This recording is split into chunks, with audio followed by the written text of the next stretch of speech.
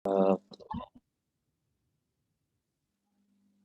Materi pertemuan ke-13 terkait dengan manajemen risiko dalam manajemen properti. Oh iya, mohon maaf ya. Kemarin ada 9 pertanyaan atau 10 pertanyaan baru saya jawab 3 ya. Karena maksimal kemarin memberikan tanggapan di hari Senin ya, Senin malam. Kebetulan ini saya sedang ada tugas untuk membuat jurnal, jadi saya mohon maaf nanti setelah pada saat Anda mengerjakan akan saya coba jawab atau berikan tambahan untuk pertanyaan-pertanyaan yang belum sempat saya berikan tanggapan. Jadi saya di awal benar-benar apresiasi ya teman-teman, artinya di pertemuan ke-13 ini jangan sampai kendor lagi, silakan kompetisi dengan baik. Manajemen risiko dalam manajemen properti. Nah, yang kita bahas adalah pengenalan terkait dengan manajemen risiko dalam manajemen properti. Kedua adalah teori manajemen risiko. Lalu terkait dengan risiko, ini ada 3 kegiatan utama yang dilakukan dalam manajemen properti. Yang pertama, itu terkait dengan asuransi. Kedua, itu terkait dengan aspek keamanan. Dan ketiga, itu terkait dengan rencana penanggulangan bencana. Ketiga aspek ini perlu diperhatikan dalam manajemen risiko, dalam manajemen properti. Nah, terkait dengan risiko, sebenarnya semua hal yang melingkupi peradaban manusia ya, itu pasti ada yang namanya perubahan. Jadi perubahan itu membuat hidup itu menjadi tidak pasti, tapi yang pasti akan ada perubahan di sepanjang hidup kita. Nah, perubahan-perubahan itu memberikan resiko bagi kita. Resiko itu apa? Resiko itu adalah segala sesuatu yang di dalam perjalanannya itu cenderung menghambat atau memberikan kendala terhadap pencapaian tujuan yang kita lakukan dalam kegiatan tersebut. Seperti mata uang logam ya, seperti mata uang logam ya, ada 2 sisi. Satu sisi itu tentunya ya, kalau dalam investasi properti menunjukkan seberapa besar peluang keuntungan dari investasi kita. Tapi di sisi mata uang yang lain itu menunjukkan berapa resiko yang akan kita hadapi dalam melakukan investasi.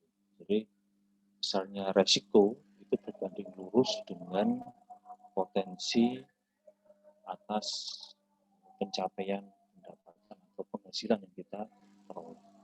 Nah, bagaimana caranya agar kita bisa mendapatkan keuntungan?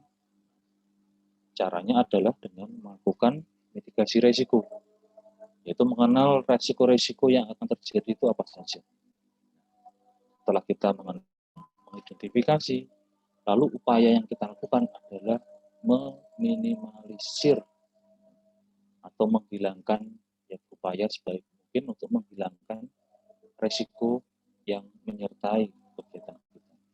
Ya.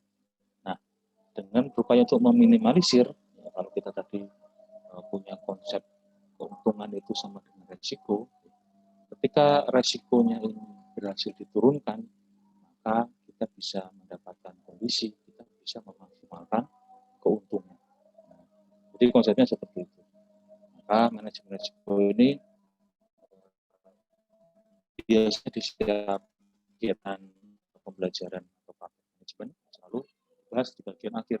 Nah, dari awal mulai dari WAC ya, planning ya, organizing, evaluating, kemudian controlling. Kalau keempat tahapan itu kita tidak memperhatikan atau mitigasi risiko yang terjadi, maka sama saja ya, sama saja. Bahkan ketika risiko ini justru tidak bisa kita kendalikan, nah ini akan menurunkan potensi keuntungan yang bisa kita harapkan. Nah, kemudian yang selanjutnya adalah pengenalan terkait dengan manajemen risiko dalam manajemen. Jadi, manajemen risiko adalah faktor atau tanggung jawab yang paling penting bagi seorang manajer properti. karena proses tersebut merupakan proses menganalisis ancaman bahaya atau kerugian dan memutuskan bagaimana meminimalkan dampak baik secara fisik maupun finansial. Ya. Jadi resiko itu pasti ada. Tugas atau praktik manajemen resiko itu mengenali resiko, mengenali resikonya, kemudian menganalisis ya, resiko ini berawal dari apa. Nanti kalau resiko ini terjadi, apa yang harus dilakukan, dampaknya bagaimana. Nah, setelah menganalisis, baru memutuskan bagaimana cara kita untuk meminimalkan, bahkan untuk menghilangkan dampak dari resiko ini terhadap finansial. Kemudian teori manajemen risiko, di sini ada langkah-langkah yang harus diperhatikan dalam menilai risiko. Yang pertama adalah melakukan investigasi awal terhadap properti. Kita cek kondisi bangunan, interior maupun eksterior. Ya. Nah, setelah kita lakukan investigasi, barulah kita melakukan yang namanya mengidentifikasi risiko. Cek semua risiko yang mungkin timbul terkait dengan lahannya, bangunannya, dan penghuninya. Misalnya, terkait dengan lahannya. Lahan terletak di area yang cenderung miring ya, cenderung secara elevasinya itu katakanlah bisa lebih dari 5%. Maka apa yang harus dilakukan? Kita harus concern terhadap saluran drainase. Bagaimana drainase itu dibuat ya? Jangan sampai ketika saluran drainase ini rusak, itu justru akan menggenangi properti kita sendiri. Maka kita harus jalur pembuangan saluran yang baik. Makanya beberapa cara pada saat kita melakukan investasi properti biasanya melihat dari kecenderungan ketinggian lahan terhadap jalan di sekitarnya. Nah, biasanya kalau jalannya itu sama dengan lahan perumahan atau mungkin jalannya lebih tinggi, nah di sini kita harus mengidentifikasi risiko itu terkait dengan musim penghujan bagaimana efeknya. Nah, kemudian terkait dengan bangunan, kita cek ya apakah ada kerusakan-kerusakan. Teman-teman sudah mendapatkan mata kuliah ini, mata kuliah terkait dengan pemeliharaan bangunan. Sudah menerima belum? Biasanya di semester 6 sih. Terkait dengan apa Pak? Boleh diulangi Pak? Terkait dengan pemeliharaan bangunan. Kan kemarin teman-teman sudah belajar teknologi bangunan ya, di semester 3 ya kalau nggak salah. Terkait dengan pemeliharaan bangunan, apakah sudah mendapatkan mata kuliahnya? Belum Pak. Belum ya? Mungkin di semester 5 atau nggak di semester 6. Nah, nanti erat kaitannya dengan mata kuliah manajemen properti ya. Jadi kita harus tahu jenis kerusakan ya. Nah, kalau di dinding itu jenis kerusakannya bermacam-macam. Ada yang namanya retak rambut, kemudian ada yang namanya kerusakan struktur. Nah, bedanya apa? Retak rambut dengan kerusakan dinding karena struktur. Nah, kalau retak rambut itu Anda bisa lihat di dinding itu ya, setelah dindingnya diplester, diaci, dicat ya, biasanya beberapa tahun kemudian itu ada kayak retak tapi seperti rambut ya, badan seperti rambut. Nah, biasanya retak rambut ini diakibatkan karena proses plesteran yang kurang bagus ya. Jadi plasternya itu belum kering, tapi sudah lanjut diaci ya, atau langsung dicat ya, sehingga udara yang seharusnya kering dulu ya ini terperangkap ya di dalam acian atau dicat, maka biasanya ada retak rambut. Kemudian ada lagi yang namanya retakan struktur ya. Nah, retakan struktur itu biasanya terjadi kalau Anda lihat satu dinding ya, dinding itu kan bentuknya segi empat. Nah, itu ada retak yang retaknya itu retakannya itu membentuk garis hampir membentuk garis diagonal. Jadi dari atas ke kanan atas ke kiri bawah. Nah, retakan struktur ini perlu dimitigasi ya dari awal. Karena kalau retak rambut sebabnya mungkin hal yang sepele ya, kita bisa memperbaiki ya, dan mungkin efeknya terhadap bangunan cenderung sedikit ya. Tetapi kita tidak harus menyepelekan, tetap diperhatikan. Nah, untuk retak struktur ini biasanya terjadi bila mana ada kerusakan pondasi. Jadi dalam satu, saya analogikan ya, tembok itu, ini adalah HP saya ini, katakanlah ini adalah tembok dari suatu bangunan. Ya. Ini lantai, ini adalah batas di plafon. Kalau retak diagonal itu dia ada retakan tapi dari atas sampai ke bawah, pojok atas sampai ke bawah. Nah, itu menunjukkan bahwa di dalam pondasi ini ada keretakan. Pondasi ini ada keretakan. Nah, kita harus cek keretakan itu berasal dari mana. Nah, keretakan pondasi itu bisa disebabkan oleh beberapa hal.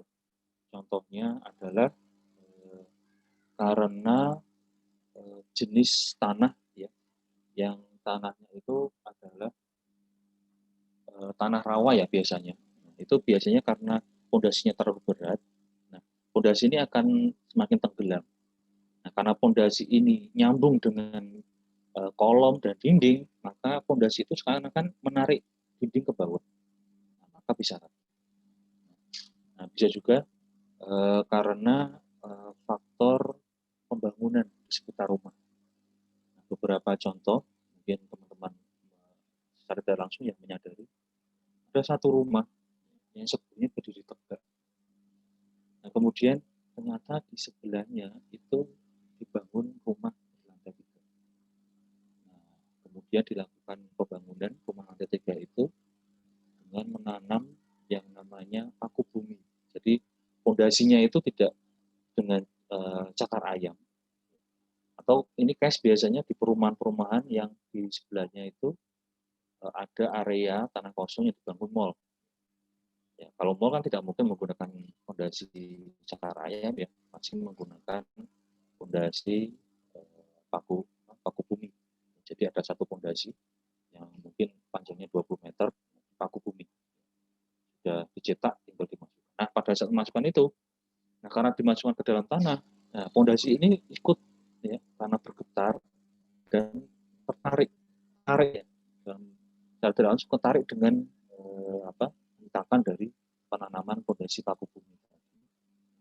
Nah, hal ini menyebabkan ya, rumah-rumah di sekitar area yang dibuat pusat perbelanjaan atau gedung perkantoran itu biasanya mengalami yang namanya kerusakan struktur pada dinding. Jadi ada retakan yang besar dan itu bentuk diagonal dari atas ke bawah pojok.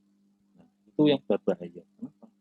Karena kerusakan struktur ya, namanya bangunan kalau strukturnya sudah rusak, ini potensi bahayanya lebih besar. Karena suatu waktu bisa jadi dinding ini bisa rubuh, ya. Kemudian balok yang ada di atap, rangka atapnya ini bisa patah dan seterusnya. Nah, identifikasi risiko ini perlu ya diperhatikan ya, terkait dengan lahan, bangunan, bahkan ke penghuninya. Ya, siapa penghuninya, bagaimana kegiatan bisnisnya, ya, efeknya terhadap bangunan seperti apa. Nah, kemudian langkah ketiga adalah menilai setiap risiko yang mungkin timbul. Setelah diidentifikasi, kemudian kita nilai bagaimana efek dari risiko yang kita identifikasi tadi. Ya. Bagaimana pengaruh ya, atau potensi kerusakan yang terjadi. Nah, ini kita berikan ke owner sehingga dapat meminimalkan kewajiban atau minimal properti serta. Nah, kemudian langkah keempat adalah menerapkan strategi untuk menghilangkan atau meminimalkan risiko yang timbul. Nah, ini perlu diskusi dengan owner ya, karena manajer kan hanya menyampaikan analisis. Keputusan tetap di owner dan memilih tindakan yang Apakah menghindari resikonya, apakah mengurangi resikonya, ataukah mempertahankan resikonya, atau memindahkan beban resikonya. Mungkin dari semuanya ini ada pertanyaan, mempertahankan resiko.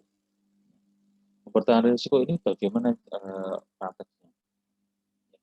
Nah, kadang-kadang di dalam satu properti itu ada resiko yang dimunculkan akibat lahan, bangunan, penghuni. Dan resiko yang muncul itu terkadang dari sisi finansial dari pemilik atau manajer, mereka tidak bisa menghilangkan ini sepenuhnya. Maka mereka mencoba untuk memaintain resiko itu sebisa mungkin. Nah, contoh dari mempertahankan itu misalnya ketika ada risiko dari penghuni, misalnya ada satu rumah kos, ya, di dalamnya itu ada penghuni yang beragam, katakanlah ada yang mahasiswa, ada yang bekerja. Di sini sebenarnya ada risiko yang bisa muncul akibat beragaman dari penghuni, ya. Karena biasanya kalau penghuninya beragam, bermacam-macam, itu terkait dengan komunikasi, itu biasanya ada kendala ya, ada kendala atau ada jarak atau gap. Ya. Katakanlah si mahasiswa melihat bahwa penghuni yang bekerja ini mereka sombong nih, ya. Siapa nggak mau nengok kata seperti itu. Nah, justru kemudian penghuni yang adalah pekerja melihat di mahasiswa, oh, kok mahasiswa kok nggak pernah keluar dari kos ya, mau belajar terus ya, sombong nih. Nah, tapi resiko-resiko seperti ini kadang-kadang diperlukan untuk dipertahankan karena justru nanti di dalam satu kos tersebut kita bisa memperoleh satu keuntungan ya. Keuntungannya adalah kos yang kita kita apa kita kelola itu bisa semakin bertambah market area atau segmen pasarnya. Ya, jadi tidak melulu semua mahasiswa, tetapi semakin beragam dan ini bisa dipertahankan oleh manajer. Nah, kemudian yang kelima, setelah merawat strategi, ya tentunya harus ada yang namanya evaluasi strategi. Apakah strategi yang telah dipilih efektif atau tidak? Efektif artinya apa? Efektif adalah mencapai tujuan atau sasaran dari organisasi ya, atau dari pemilik. Nah, bila tidak mencapai tujuan atau tidak efektif, berarti bisa dievaluasi dan diganti dengan strategi yang lain. Mungkin yang tadinya mempertahankan, karena ternyata dievaluasi justru bukan segmen pasarnya yang semakin besar, tapi malah turnover-nya yang semakin tinggi. Ya. Karena komunikasi yang tidak bagus antara pemilik kos, maka kita bisa mengambil strategi yang lain, yaitu menghindari ataupun mengurangi risikonya. Nah, kemudian salah satu elemen paling penting dalam manajemen risiko adalah asuransi. Nah, terkait dengan asuransi, hal-hal yang perlu diperhatikan sebagai berikut. Yang pertama adalah memilih perusahaan asuransi yang tepat. Nah, manajer properti wajib mencari asuransi dengan memberikan perlindungan terbaik dengan biaya terendah. Ya, manajer harus tetap berpikir seperti ini ya, karena tujuan dari manajemen apa? Ya, mencapai hasil yang efektif ya, dengan kondisi yang efisien. Efisien biasanya terkait dengan penghematan biaya. Dengan cara melakukan penelitian terkait penyedia jasa asuransi dan kewajaran penetapan harga polis, nah, meliputi peringkat resiko properti serta pertimbangan besaran klaimnya. Jadi harus dipertimbangkan berapa pembayaran polis, buktinya berapa, dan klaim yang bisa diajukan itu berapa. Nah, ini perlu dilakukan survei ya terhadap perusahaan-perusahaan asuransi sebelum manajer melakukan menentukan pilihan terhadap perusahaan asuransi. Nah, yang kemudian yang kedua adalah cermat dan memahami kebijakan asuransi. Setelah memilih, kemudian harus paham juga dengan kebijakan asuransi yang kita pilih. Bagaimana terkait dengan polis perlindungannya. Apakah dengan membeli polis perlindungan, maka apakah owner dapat melindungi properti bisnis mereka dari pengeluaran besar yang tidak terduga. Dan asuransi properti, ya, ini apakah mengcover atas kehilangan atas properti, kehilangan bagian-bagian dari properti, atau kehilangan fungsi dari properti. Tipe-tipe asuransi sebagai berikut, ya, asuransi terhadap efek atas yang didapat oleh inflasi, kemudian asuransi terkait pada saat pembangunan, kemudian asuransi atas hilangnya penyewa, asuransi terkait dengan atas saat penghancuran, asuransi terhadap bangunan, asuransi terkait dengan gempa bumi, asuransi terkait dengan banjir, dan asuransi terkait dengan mekanika. Jadi seluruh asuransi di sini sebenarnya tujuannya adalah mengcover resiko yang terjadi. Bisa resiko kerusakan dari bangunan, ya, kemudian resiko turnover, ya, perpindahan penyewa, nah, kemudian resiko bisnisnya, sampai dengan resiko keselamatan kerja. Nah, kemudian yang ketiga yang perlu diperhatikan dalam asuransi adalah klausul ganti rugi. Setelah memilih perusahaan, kemudian memahami kebijakan asuransinya, itu penting setelah bayar pol, bagaimana klaim atas ganti ruginya. Nah, dalam ini mengatur jika timbul kerusakan yang diakibatkan oleh pihak ketiga, maka yang menang kerusakan tersebut adalah pihak penyewa. Biasanya ada ya di properti retail, biasanya pihak ketiga itu adalah pemasok, supplier, ataupun pengunjung, dan mereka ternyata dari aktivitasnya itu membuat kerusakan pada properti retail. Nah, manajer bisa memasukkan klausul bahwa jika ada kerusakan yang dilakukan oleh pihak ketiga, maka pihak penyewa yang harus bertanggung jawab. Nah, ini kita pelajari ya di pertemuan ke-12 kemarin di sesi akhir. Ya, itu penting bagi seorang manajer properti ya, mengetahui ya, terkait dengan daftar penyewa yang menyewa properti retail dan memastikan apakah setiap penyewa itu telah memiliki asuransi yang sudah mereka bayar polisnya itu secara individu. Dengan mengetahui ini nanti kita bisa memasukkan klausul ganti rugi ini pada saat negosiasi dengan penyewa. Maka dari itu untuk mencegah hal-hal yang tidak diinginkan seperti kondisi di atas, tersedia asuransi untuk penyewa dan asuransi terkait dengan limbah dari penyewa. Limbah ini adalah barang-barang sisa yang dihasilkan atas kegiatan bisnis dari penyewa atau atas keterisian hunian properti oleh penyewa. Nah, kemudian hal kedua dalam manajemen risiko yang perlu diperhatikan selain asuransi adalah terkait dengan keamanan. Keamanan ini adalah mencegah tindakan kriminal yang mungkin timbul sehingga tidak mengganggu operasional properti atau penyewa. Ini merupakan elemen kedua yang wajib dipahami dan dicermati oleh manajer. Kita mulai dari yang pertama, tindakan kriminal. Tindakan kriminal adalah tindakan yang mungkin dapat timbul atau diakibatkan oleh penyewa, tamu penyewa, karyawan sendiri, baik karyawan dari owner maupun karyawan dari manajer properti, serta penyalahgunaan narkoba dengan cara pemanfaatan properti. Ini bisa terjadi di semua jenis properti. Kalau dulu saya jelaskan ada penyalahgunaan properti ya, properti saya disalahgunakan oleh sindikat ya, sindikat leasing mobil, itu contoh. Jadi semakin berkembangnya zaman, semakin berkembangnya teknologi, potensi tindakan kriminal ini menjadi resiko yang selalu dihadapi oleh manajer. Nah, yang kedua adalah terkait dengan tindakan pencegahan.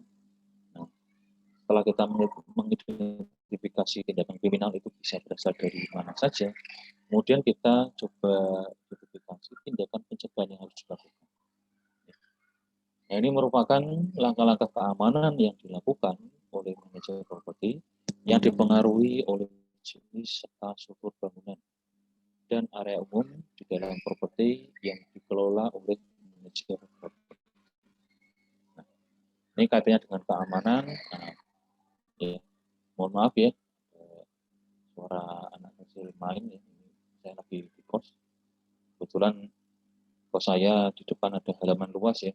Nah, sekarang salah satu isu bagi bagi anak-anak itu kan mencari area terbuka yang untuk bisa bermain bersama. Jadi kalau malam-malam pada mainan di teras depan kos. Semoga tidak mengganggu kelancaran pelajaran kita. Nah, tindakan pencegahan ini contohnya adalah kita memitigasi dengan area yang sedemikian luas. Ini dibutuhkan area-area penyekatan di mana saja. Apalagi kalau kita berbicara terkait dengan dulu ya, pada waktu sekitar awal 2000-an, 2010 itu kan isu terorisme ya, itu kan sangat kuat sekali ya, apalagi di properti retail dan properti perkantoran. Nah, di sini kita harus, manajer harus mempertimbangkan ya, area-area mana yang menjadi sekat-sekat untuk tindakan pencegahan. Jadi screening terhadap setiap pengunjung itu harus dilakukan di area mana saja. Nah, berkaca dari pengalaman, dari resiko tindakan kriminal, tindakan terorisme yang pernah terjadi di Indonesia, ini dari sekarang, yang sudah membudaya dari sekarang, manajer menerapkan praktek ya, manajemen resiko terhadap keamanan ini dimulai dari pada saat gerbang utama di mana kendaraan yang dibawa oleh pengunjung ini memasuki area. Sering kita lihat ya teman-teman, kalau ada mobil yang masuk ke area perbelanjaan, perkantoran, hotel, itu harus di screening dahulu ya, dicek, dilihat penumpangnya siapa, kemudian dicek dengan metal detektor ya, apakah ada kemungkinan bom ya, mungkin ada bom rakitan yang terpasang di dalam mobil tersebut. Nah, setelah masuk ke dalam parkir, setelah melalui screening pertama, masuk ke dalam parkir, penumpang turun. Nah, penumpang turun ini biasanya ada tindakan pencegahan ya, di awal. Mereka setiap kalau teman-teman ya pernah yang selama ini mungkin pernah merasakan ya di bandara itu ada screening terkait dengan setiap barang bawaan. Itu harus di scan ya, semuanya harus di screening semua. Apakah ada barang-barang mencurigakan,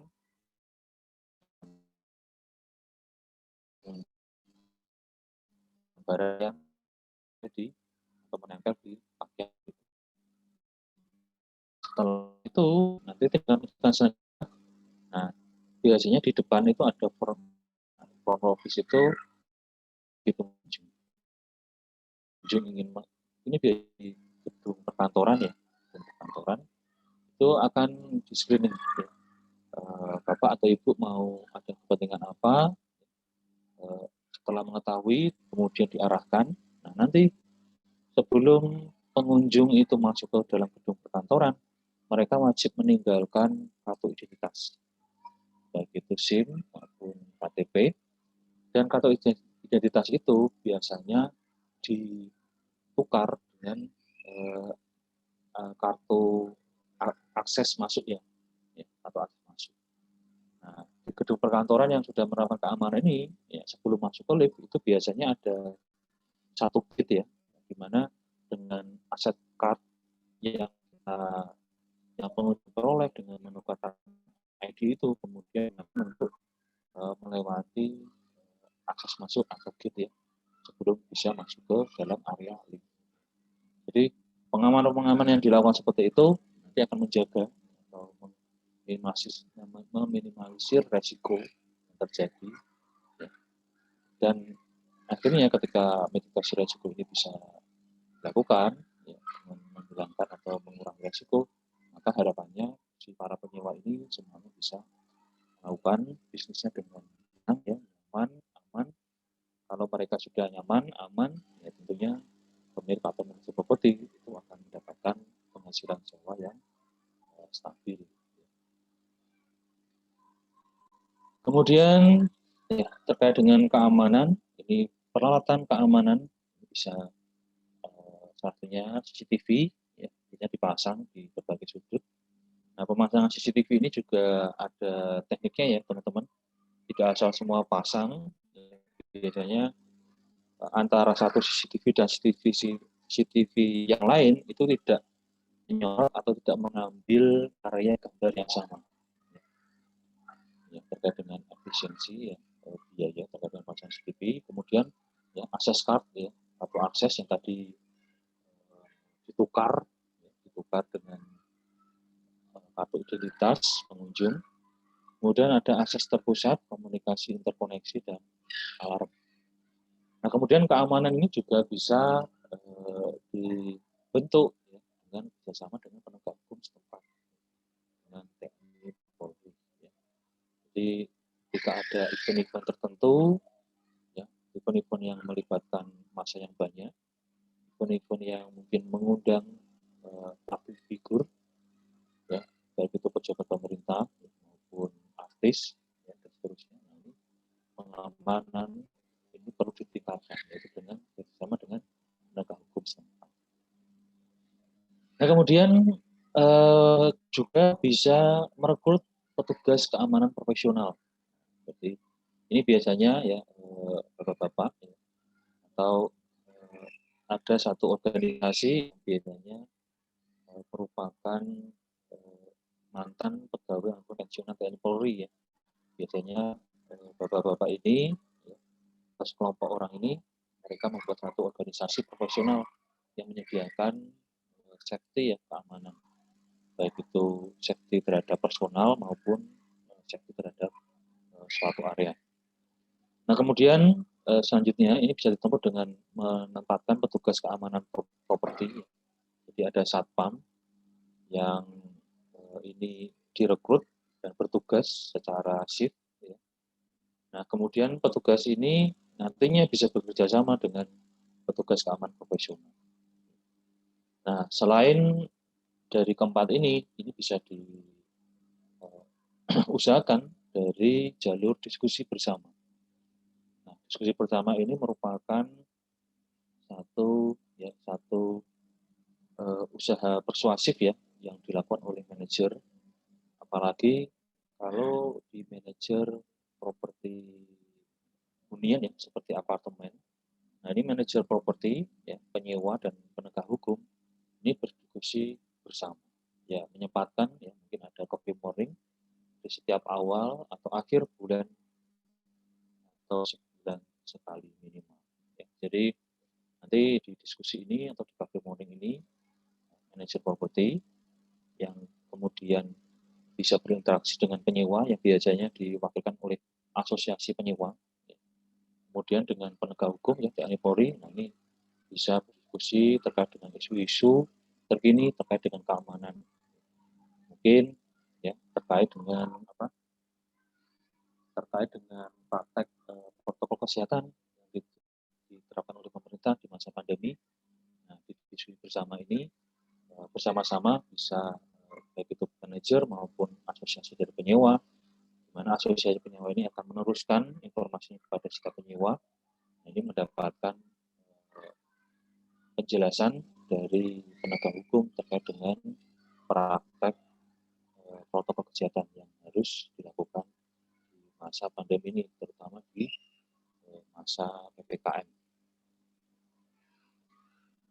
Nah, yang ketiga, elemen ketiga yang terkait dengan manajemen risiko ini adalah membuat rencana penanggulangan bencana. Jadi yang pertama risiko terkait dengan kerusakan ditreatment dengan asuransi. Kemudian yang kedua risiko terkait dengan gangguan itu ditreatment dengan peningkatan keamanan. Nah, yang ketiga yang dilakukan untuk menghilangkan kerusakan dari ancaman bencana adalah rencana penanggulangannya. Nah, rencana penanggulangan ini ya meliputi yang pertama persiapan. Nah, persiapan ini ada kesiapsiagaan manajer properti dan karyawannya dalam menghadapi bencana. Ya, misalnya apa? Ya, minimal dalam 1 tahun sekali itu melakukan simulasi simulasi terhadap evakuasi ya kebakaran ya.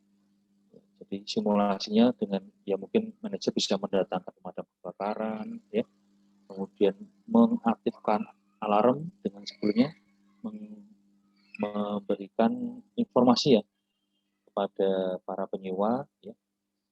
Ini pada tanggal ini, hari ini jam sekian kita akan mengadakan simulasi bencana kebakaran. Nanti para penyewa jangan panik ya, jangan panik. Yang harus disiapkan adalah bla bla bla. Nanti kita akan menyiapkan alarm. Dari alarm itu nanti urutannya adalah si penyewa ini segera katakanlah untuk simulasi yang pertama simulasi gempa ini berarti ya, untuk mencari perlindungan ya. Biasanya berlindung di bawah meja ya, untuk melindungi diri dari reruntuhan baik itu lampu, plafon dan seterusnya. Nah setelah gempa selesai simulasi katakanlah 1 menit, nah selanjutnya para penyewa dan pengunjung ya, ataupun penghuni ini dilatih untuk mengevakuasi ke area ya, atau ke area evakuasi yang sudah disiapkan. Biasanya ada satu lapangan ya, tempat berkumpul. Nah, di sini simulasi itu harus dilakukan. Nah nanti ditutup dengan ya, ada edukasi terkait dengan penanggulangan bencana yang lain, misalnya penanggulangan kebakaran. Nah, beberapa dari kita ya, mungkin orang tua kita itu biasanya masih sering panik ya jika ada api. Ya. Katakanlah saya beberapa kali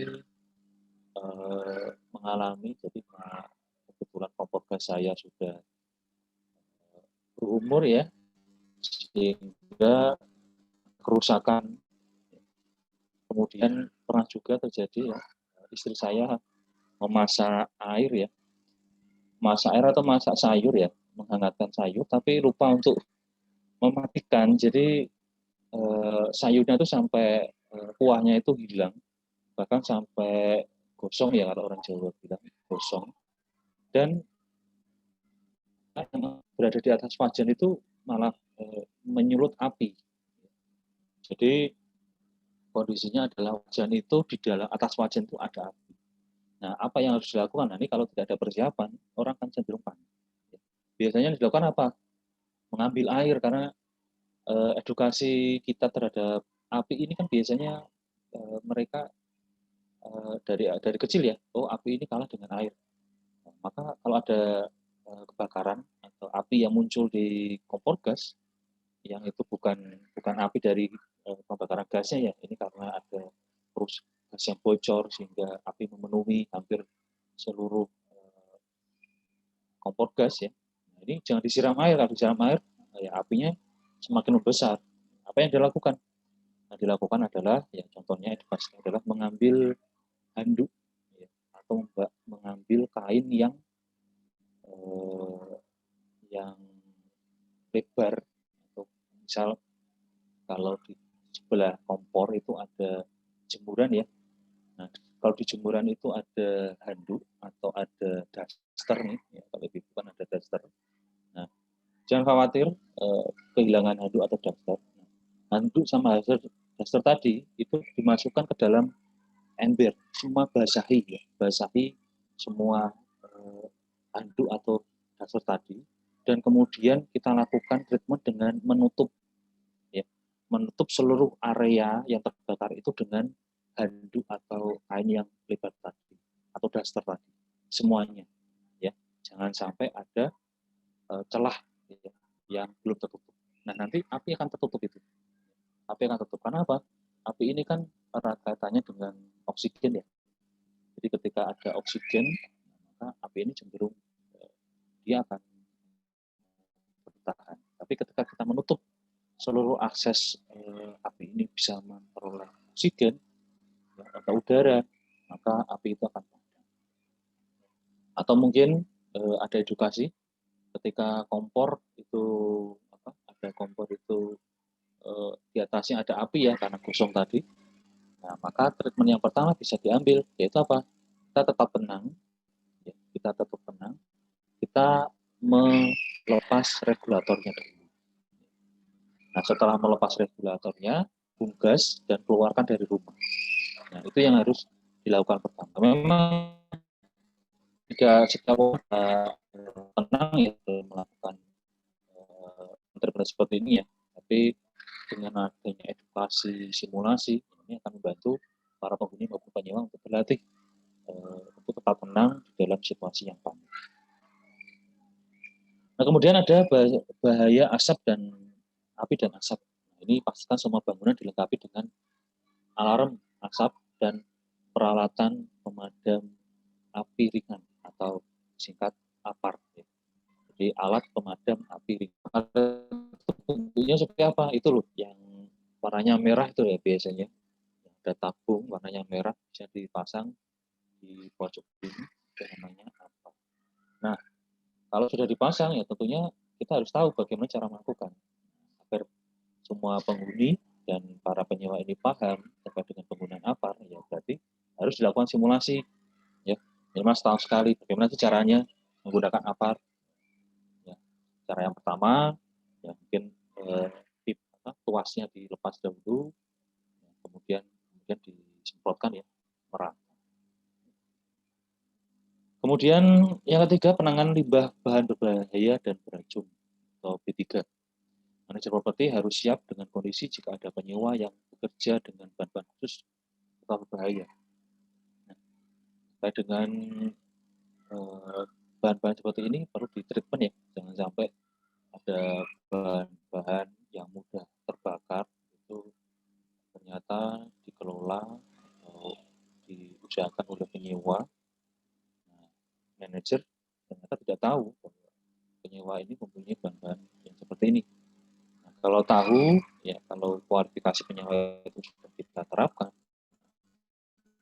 bisa mempersiapkan area khusus yang kita gunakan untuk mengakomodasi kebutuhan penyewa seperti ini. Nah, kemudian limbah bahan berbahaya beracun, nah ini juga biasanya kalau ada di spesial purpose property ya, kebetulan tidak kita bahas di kuliah ini, ya, contohnya di rumah sakit. Ya. Jadi semua limbah dari rumah sakit ini perlu ditreatment. Ya, makanya kalau ada yang teman-teman yang orang tuanya bekerja di rumah sakit ya, itu ada satu instalasi itu di belakang rumah sakit ya, yang itu digunakan untuk menghancurkan limbah B3 ini.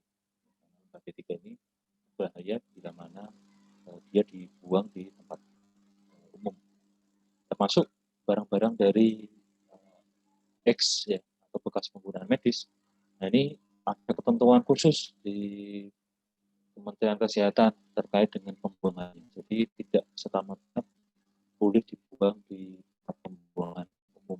Jadi ada temannya, ada tempat yang disiapkan oleh Kementerian Kesehatan ya, untuk menampung limbah B3 ini. Kemudian D, ya penanggulangan bencana. Nah, bencana ini tidak hanya diartikan bencana dalam bentuk fisik ya, gempa, banjir.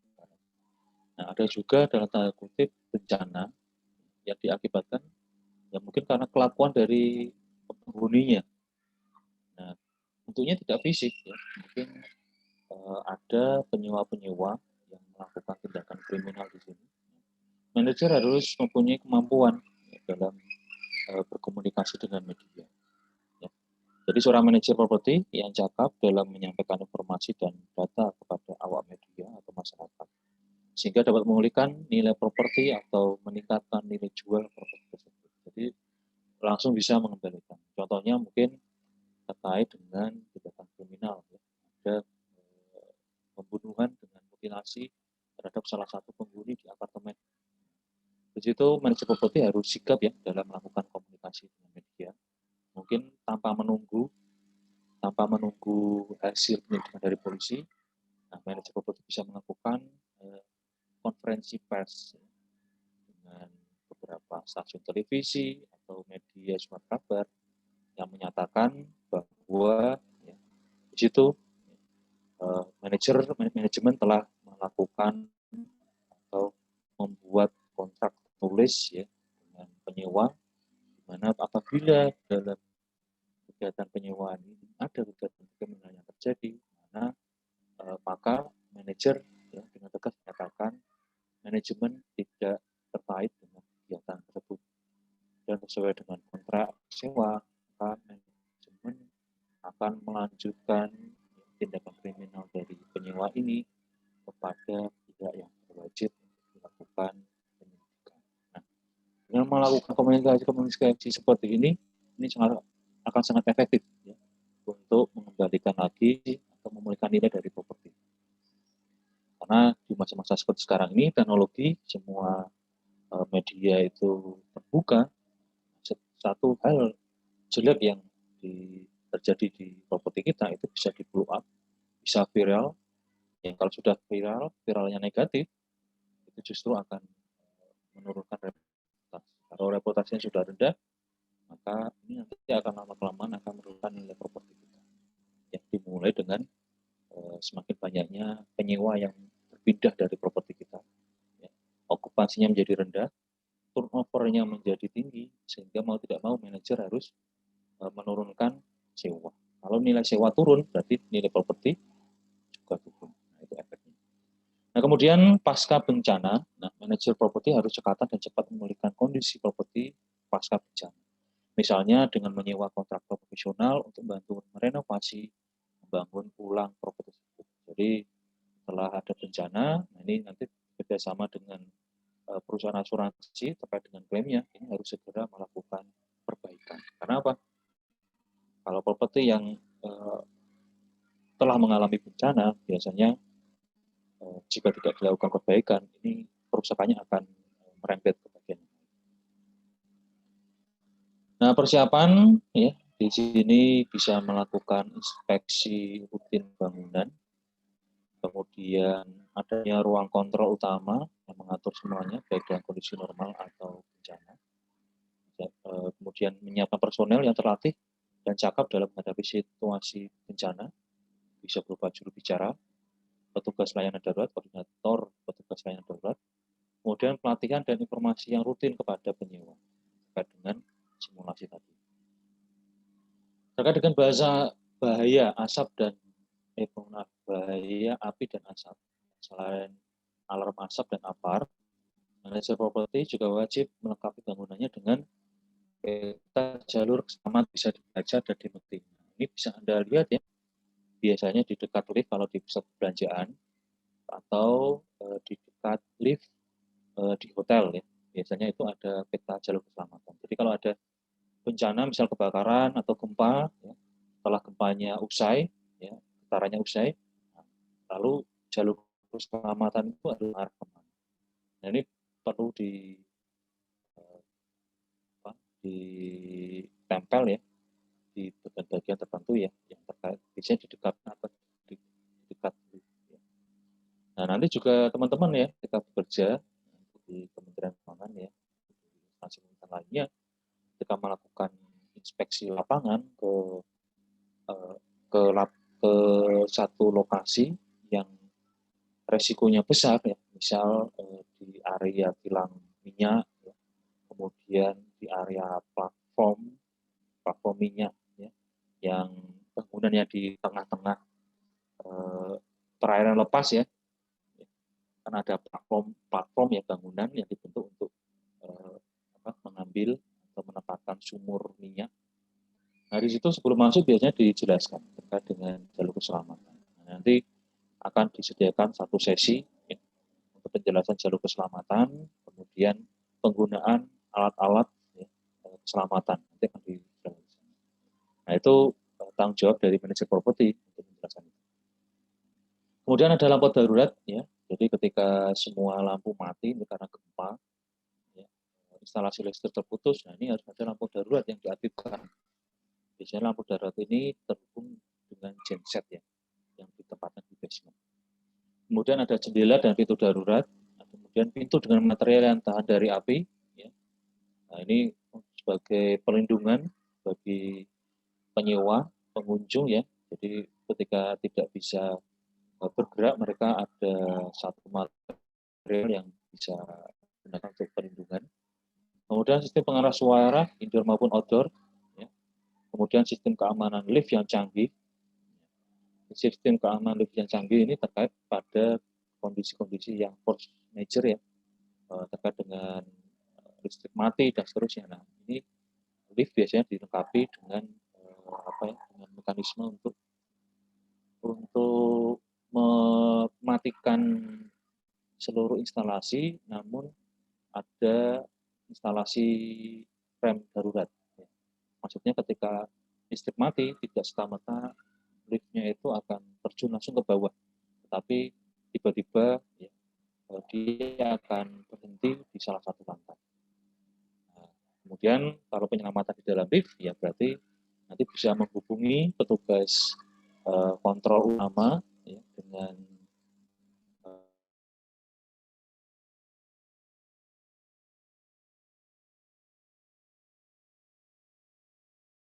speaker yang biasanya terletak lantai di mana terakhir lift itu berhenti kira-kira. Oh saya di kurang lebih liftnya mati di arah lantai 4 dan 5. Nah, nanti pintu lift di lantai 4 dan lantai 5 ini akan buka. Kemudian sistem pemadaman otomatis ini biasanya dengan menggunakan biasanya koneksi dengan alarm ASP ya. Jadi ini juga teman-teman harus hati-hati ya. Kalau menginap di hotel, ya, kalau memang ya mohon maaf ya, mungkin teman-teman masih belum move on dari kebiasaan yang tidak produktif ya, yaitu merokok, masih masih menekuni sebagai ahli hisap. Ya. Nah, kalau menginap di hotel, teman-teman harus menyampaikan itu kepada Jones agar diberikan ruangan ya, khusus smoking area. Ya. Kenapa? Kalau Anda nanti merokok tetapi tidak di ruangan smoking area, di situ ada alarm asap yang aktif. Nah, efeknya apa? Ketika asap ini berkumpul di dalam satu ruangan, maka ini akan direspon oleh alarm sensornya. Ya. Dan otomatis apa yang terjadi? Ada instalasi air ya untuk pemadam yang otomatis itu akan bekerja. Dan ini pernah terjadi di salah satu balai diklat di kementerian atau kementerian. Itu ada yang nekat, sudah dijelaskan oleh manajer, oleh penanggung jawab gedung, kalau merokok ya silakan turun ke basement, silakan merokok di taman.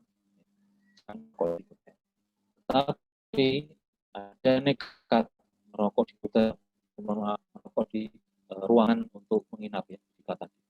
Apa yang terjadi?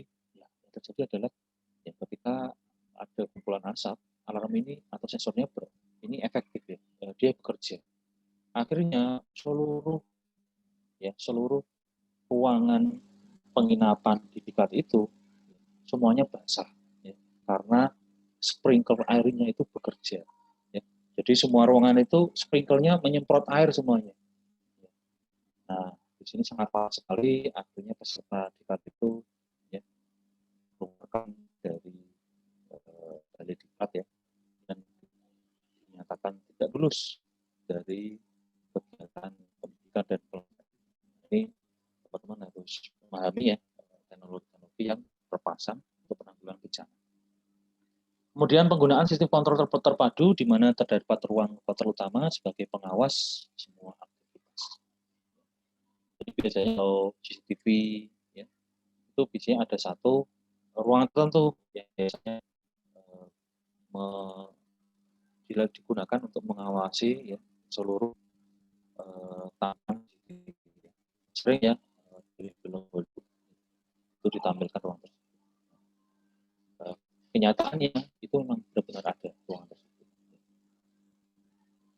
Kemudian penanganan limbah B3 ya, ini wajib dilakukan oleh manajer properti ya, penanganan limbah B3 yang secara benar dan tepat ini dapat mengurangi potensi kerusakan lingkungan sekitar properti serta dapat menghindari potensi pemberian sanksi atau penyegelan oleh pemerintah setempat.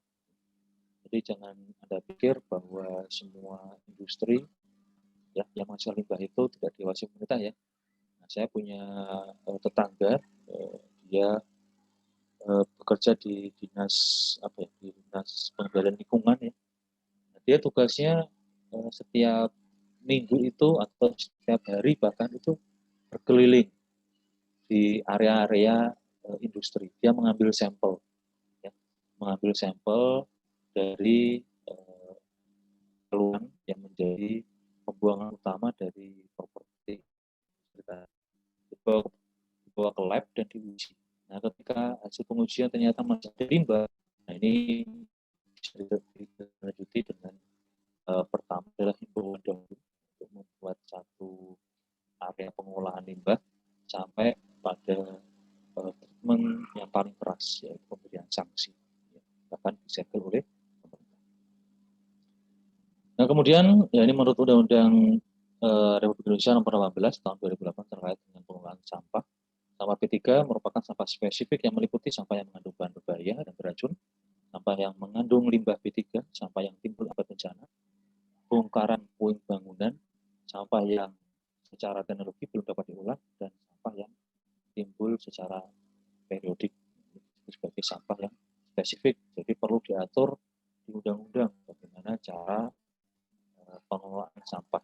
Tidak sembarangan, tidak bisa kita samakan dengan sampah-sampah yang sering kita jumpai. Nah, aktivitas ini khususnya di lingkungan perumahan, hotel, perkantoran, apartemen, perkantoran menghasilkan zat buangan dan biasa disebut sebagai limbah. Limbah rumah tangga tidak hanya terbatas pada sampah bekas makanan saja, tapi juga menghasilkan limbah yang termasuk kategori B3 atau yang tentunya memerlukan penanganan khusus.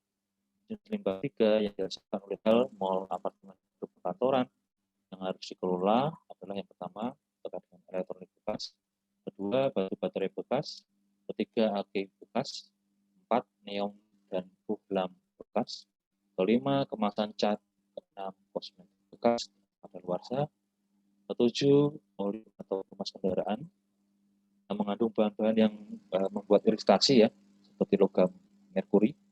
Kemudian botol atau kemasan yang mengandung B3, seperti botol obat nyamuk, ya, botol sabun, sampo, ya, kemudian pembersih kaca, pembersih mebel, dan pembersih. Untuk penanganan limbah B3 bisa dilakukan dengan metode-metode sebagai berikut. Ya. Yang pertama, metode kimia, yaitu berupa pertukaran ion, oksidasi, reduksi, pengendapan kimia, dan netralisasi.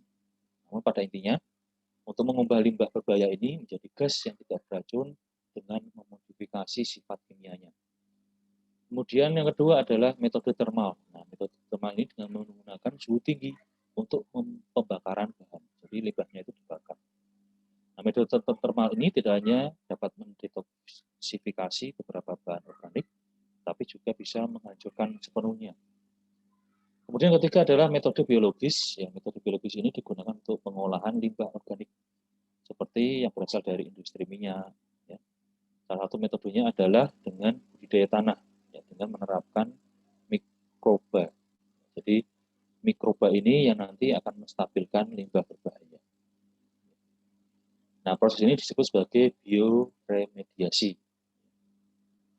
Nah, tetapi perlu dicatat ya, untuk media tanah yang digunakan untuk metode biologis ini tidak cocok digunakan untuk bercocok tanam. Jadi tanah ini disediakan ya, untuk menerapkan metode biologis dalam penanganan limbah B3. Kemudian yang keempat adalah metode fisik. Yang metode ini adalah dengan memanipulasi bentuknya untuk dari limbahnya. Ya, bisa berupa mengubah konsentrasinya, memadatkan atau mengurangi volume limbah. Nah, beberapa proses yang digunakan adalah evaporasi, flotasi, sedimentasi, dan filtrasi. Nah, ini video pembelajaran ya, silakan dibuka ya, dipelajari saja. Kalau penyampaiannya dalam bahasa Inggris, sekarang teknologi sudah berkembang. Ya, menu-menu sudah disediakan oleh YouTube ya. Dan kita bisa memunculkan ya, subtitle-nya, bahkan ada menu subtitle untuk penerjemah langsung ya, otomatis ke bahasa Indonesia. Baik, untuk menutup perkuliahan ini, ya, saya selipkan quote ya, tokoh nasional kita, almarhum Bapak B.J. Habibie. Dimanapun engkau berada, selalulah menjadi yang terbaik dan berikan yang terbaik dari yang bisa kita berikan. Dimanapun engkau berada, selalu menjadi yang terbaik. Ya. Dengan bosan-bosan menjadi yang terbaik. Ya. Dan bila kita mendapatkan tugas, ya selalu berikan yang terbaik. Berikan di luar ekspektasi si pemberi tugas. Ini bisa Anda terapkan di kehidupan Anda, bisa Anda terapkan pada saat nanti Anda bekerja. Nah, prestasi-prestasi yang kita dapatkan itu sebenarnya adalah hasil ya, hasil dari kebiasaan kita untuk menjadi yang terbaik. Jadi jadikan kebiasaan yang terbaik itu sebagai kebiasaan yang baik, ya, kebiasaan sehari-hari. Kemudian belajarlah mengucap syukur dari hal-hal baik di hidupmu dan belajarlah menjadi kuat dari hal-hal buruk di hidupmu. Jadi ketika Anda mengalami hal-hal yang tidak menyenangkan, ya, yang Anda lakukan apa? Sabar, sabar. Ya, Anda sakit, Anda mendapat kecelakaan, mendapat musibah, yang Anda lakukan apa? Sabar, menerima. Nah, dengan kita sabar, dengan pikiran yang jernih, kemudian kita coba berpikir, kenapa saya mendapatkan ujian seperti ini? Kenapa saya mendapatkan musibah seperti ini? Oh, ternyata Tuhan Yang Maha Esa itu sangat baik ya pada saya. Saya diberikan musibah ini untuk mengingatkan kepada saya. Oh, ini loh, kamu sudah keluar dari jalurmu. Ya, kembalilah ke jalurmu. Maka kita diberikan musibah. Jadi belajar kuat dari hal itu. Dan mengucap syukur ya dari hal yang baik di hidupmu. Ya, gampangnya seperti ini ya teman-teman. Makanya kalau sebenarnya dengan kita belajar dari apa yang ada, apa yang kita miliki yang terpasang ya dalam tubuh kita, itu sebenarnya kita bisa belajar terkait dengan filosofi kehidupan. Contohnya yang sering Anda dengar adalah ya, kenapa kita memiliki dua telinga ya, dibandingkan dengan satu mulut. Ya. Karena kita diminta untuk lebih banyak mendengar daripada kita berbicara. Ya, itu. Contoh yang lain. Nah, terkait dengan berucap syukur, ini Anda bisa melihat dari organ yang terpasang di kita ya. Contohnya adalah mata. Coba sekarang Anda lihat, ya, Anda lihat atau Anda arahkan bola mata Anda itu ke atas. Ya. Seperti yang saya contohkan, Anda lihat ke atas. Pertahankan itu dalam 1 menit. Apa yang terjadi? Yang terjadi apa? Capek ya? Capek ya? Iya, Pak. Benar ya, capek ya? Nah, capek, kemudian ke ya itu sebenarnya pelajaran hidup bagi kita. Bahwa apa yang kita lalui dalam hidup, ya itu harus dilandasi dengan rasa bersyukur. Bagaimana cara bersyukur itu? Yaitu lebih banyak melihat ke bawah. Coba sekarang Anda lihat, arahkan bola mata Anda ke bawah. Bagaimana ya? Apa yang Anda rasakan? Nyaman ya? Tidak seperti Anda lihat ke atasnya. Maka ketika mendapatkan segala sesuatu di dalam hidup Anda, baik itu buruk, baik, ya, maka cobalah melihat kondisi orang-orang yang tidak seberuntung kita. Nah, di situ akan menguatkan, akan menumbuhkan rasa bersyukur kita atas semua rezeki yang dilimpahkan oleh Tuhan. Nah, itu ya teman-teman terkait dengan pelajaran pada malam hari ini. Ya, selamat belajar, terima kasih. Silakan aktif di forum diskusi yang sudah di forum GCR ya. Tetap semangat, ya. Tidak perlu dipancing dengan peringkat-peringkat ya. Saya rasa teman-teman bisa berkompetisi dengan baik, ya, memberikan yang terbaik dari setiap kesempatan yang kita beri. Nah, saya ada janji tadi sharing sedikit tentang investasi properti ya. Boleh Mas Leo ya?